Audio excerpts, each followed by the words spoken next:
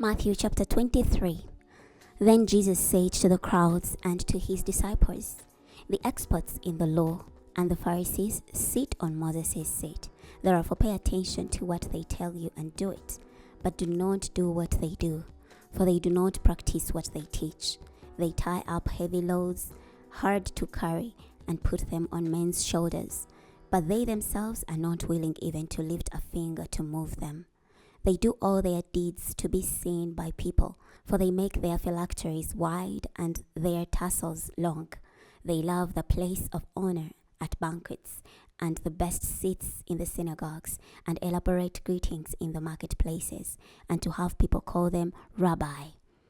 But you are not to be called Rabbi, for you have one teacher, and you are all brothers.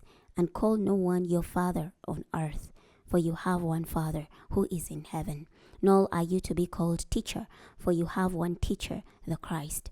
The greatest among you will be your servant, and whoever exalts himself will be humbled, and whoever humbles himself will be exalted. But woe to you, experts in the law, and you, Pharisees, hypocrites! You keep locking people out of the kingdom of heaven, for you neither enter nor permit those trying to enter to go in. Woe to you, experts in the law, and you, Pharisees, hypocrites! You cross land and sea to make one convert, and when you get one, you make him twice as much as a child of hell as yourselves. Woe to you, blind guides, who say, whoever swears by the temple is bound by nothing, but whoever swears by the gold of the temple is bound by the oath. Blind fools, which is greater, the gold or the temple that makes the gold sacred? And whoever swears by the altar is bound by nothing, but if anyone swears by the gift on it, he is bound by the oath. You are blind. For which is greater, the gift or the altar that makes the gift sacred? So whoever swears by the altar swears by it and by everything on it, and whoever swears by the temple swears by it and the one who dwells in it. And whoever swears by heaven swears by the throne of God and the one who sits on it. Woe to you, experts in the law, and you Pharisees, hypocrites! You give a tenth of mint, dill, and cumin, yet you neglect what is more important in the law: justice, mercy, and faithfulness. You should have done these things without neglecting the others. Blind guides, you strain out and not yet swallow a camel. Woe to you, experts in the law, and you Pharisees, hypocrites! You clean the outside of the cup and the dish, but inside they are full of greed and self-indulgence. Blind Pharisee, first clean the inside of the cup, so that the outside may become clean too.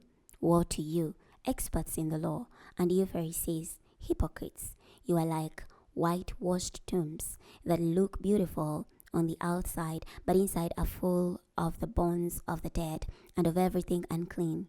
In the same way, on the outside you look righteous to people, but inside you are full of hypocrisy and lawlessness. Woe to you, experts in the law, and you Pharisees, hypocrites! You build tombs for the prophets and decorate the graves of the righteous, and you say, if you have lived in the days of our ancestors, we would have not participated with them in shedding the blood of the prophets.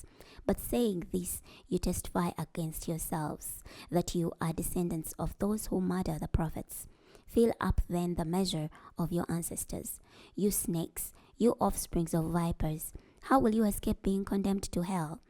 For this reason I'm sending you prophets and wise men and experts in the law, some of whom you will kill and crucify, and some you will flog in your synagogues and pursue from town to town, so that on you will come all the righteous blood shed on earth, from the blood of righteous Abel to the blood of Zechariah son of Berechiah, whom you murdered between the temple and the altar.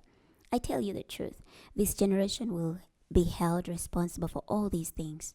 Oh, Jerusalem, Jerusalem, you who kill the prophets and stone those who are sent to you. How often I have longed to gather your children together as a hen gathers her chicks under her wings, but you would have none of it. Look, your house is left to you desolate, for I tell you, you will not see me from now until you say, blessed is the one who comes in the name of the Lord. We're stopping here today. Next time we're going to be reading Matthew chapter 24. I'll see you then.